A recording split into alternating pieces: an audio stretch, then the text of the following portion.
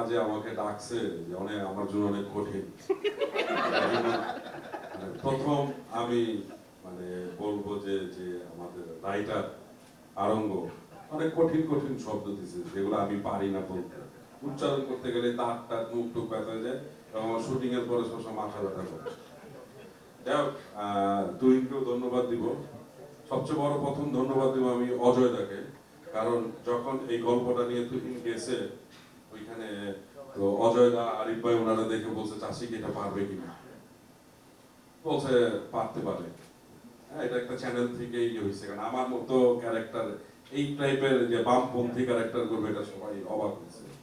তারপরে বিশ্বাস নিয়ে অজয় দ্বারা বলছে যে ঠিক আছে নাও নাও তোমরা। তুহিন আমার জন্য অনেক ফাইট দিছে। এখন ক্যাম্পাস নিয়ে তো অনেকে সবাই বলে ফেলছে, আমার আসলে বলার কিছু নাই। আমি শুধু একটাই বলবো, যদি ভালো প্রোডাকশন হয় সবাই দেখবে, আশা করি দেখার পরে সবাই বিচার করবে যে আমরা কি ভালো কোনো কাজ করছি কিনা। আর অনুভূতির কথা বলছো, অনুভূতি আসলে এখন না দেখার পরে বলতে পারবো না, খালি একটাই বলবো, ভয় নেই, কাল সকালে আবার সূর্য উঠবে। ধন্যবাদ। থ্যাংক ইউ এখানে আসার জন্য, কারণ আমার এটা খুবই রিয়ারেস্ট এক্সপেরিয়েন্স যে কোনো একটা চ্যানেলে টেলিভিশনে কোনো একটা সিরিয়ালের জন্য আসলে এইভাবে প্রেস কনফারেন্স করা হয়। So this is something new to me. Thank you so much, thank you to the channel যারা আসলে এই আয়োজনটা করতে চেয়েছে। This is really nice. আর অনুভূতি অনেক রকমের আছে, বাট আমি সবচেয়ে বেশি যেটা বলবো যে আমার সিরিয়াল খুব একটা করা হয় না, খুবই কম করা হয় কাজ, বাট এই টিম ওয়ার্কটা খুব গুরুত্বপূর্ণ জিনিস, যেটা হচ্ছে যে কাজের ক্ষেত্রে আপনার লাইফ এক্সপিরিয়েন্সের একটা গুরুত্বপূর্ণ মাত্রা অ্যাড করে। তো সেটা শুধুমাত্র না এরকম লম্বা সিরিয়াল করতে গেলেই অ্যাচিভ করা সম্ভব, আদারওয়াইজ হয় না। সো আমাদের টিম বন্ডিং ভালো, আমরা অনেক চেষ্টাও করেছি।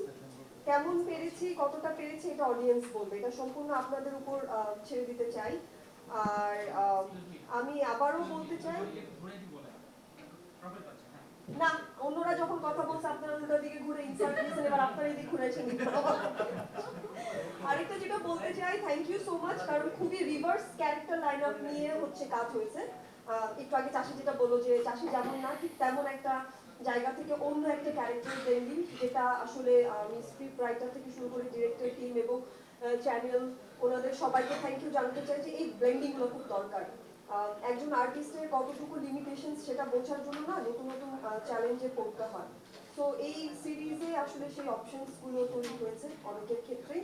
সো আমি চাইবো সবাই কাজটা দেখবেন, ভালো মন্দ যেটাই হয় সেটা অ্যাপ্রিসিয়েট করবেন, খারাপ লাগলে ওকে ফাইন, আমাদের কোনো প্রবলেম নেই, বাট চাইবো সবাই দেখবেন। Thank you.